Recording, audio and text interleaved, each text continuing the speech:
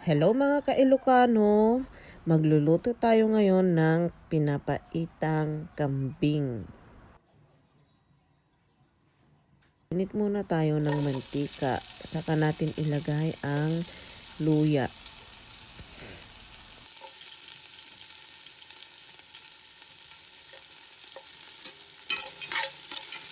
Lang hanggang sa mag-brown. Saka natin isunod ang sibuyas at bawang. Pinagsabay ko na po sila. Hintayin lang po natin mag-brown lahat para ilagay na natin ang karne ng kambing. At ayan na nga, brown na. Nilagyan ko na rin ng paminta. Saka ko sinunod ang karne ng kambing. Haro-haro lang. Hintayin lang din natin na sangkot sa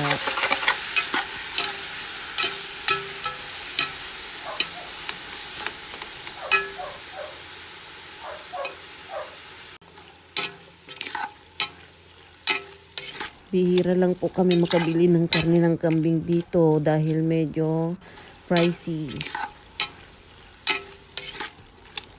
At saka bihira din po ang magkatay ng kambing.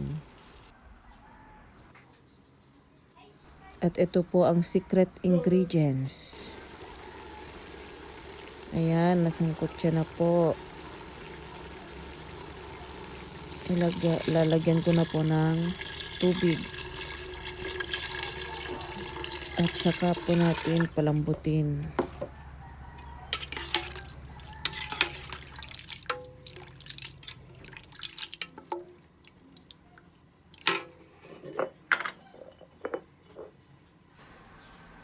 Nilagyan ko na rin pala ng pampalasa na asin. Ayan guys, kumukulo na.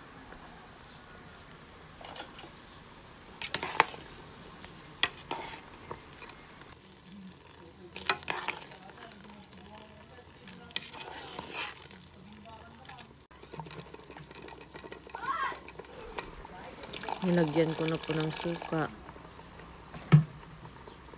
Saka ko po isunod ang secret ingredients.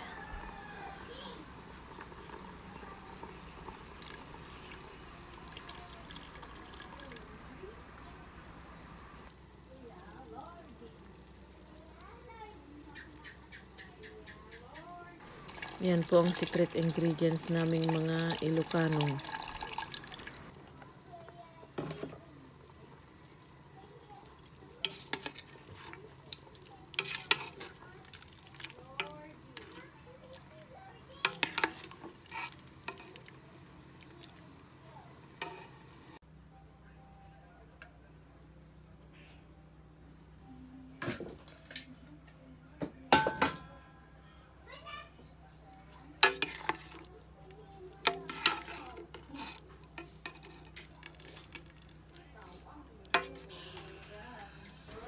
Pinakuluan ko lang po ng gusto ang ating nilagay na secret ingredients. Saka ko ilagay ang sili. Diyan po pala ako kumuha ng isa sa kong sili sa garden ni nanay.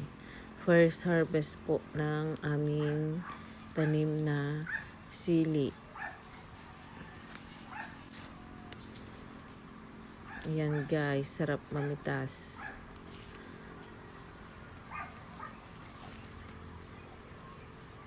Marami pong tanim ang aking nanay. May talbos ng kamote, may sili, may saluyot, may upo, may gabi, may talong, may okra.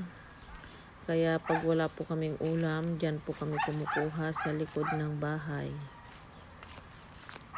Ayan, may kamatis din po. Mahal po ang kamatis ngayon, kaya nakatulong ang tanim ni nanay. Ayan, upo.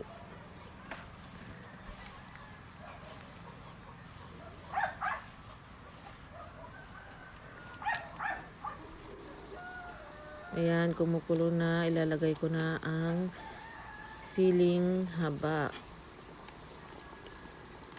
Pakuluan lang po natin ng konti para maluto po ang ating sili at ready to serve na po ang ating papaitang kambing.